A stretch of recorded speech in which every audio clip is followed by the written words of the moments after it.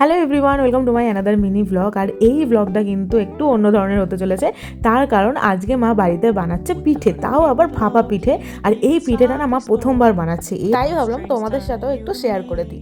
যাই হোক, তোমরা কারা কারা এই ভাপা পিঠে খেয়েছো আর কাদের কাদের ভালো লেগেছে অবশ্যই কিন্তু কমেন্ট করে জানিও।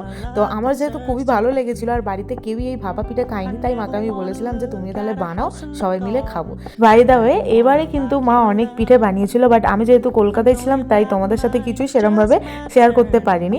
এই বছরে মা পুলি পিঠে, আজকে দুধ পুলি, পায়েস পিঠে, সরু চাগলি, পাটিসাপটা, অনেক অনেক পিঠে বানিয়েছিল। যাই হোক, এখন ওসব পিঠের কথা বাদ দাও, এখন ভাপা পিঠের ওপরে কনসেন্ট্রেট করা যাক। আর এই পিঠেটা করতে কিন্তু বেশ ঝামেলা আছে, যেটা আমরা বুঝতে পেরেছি।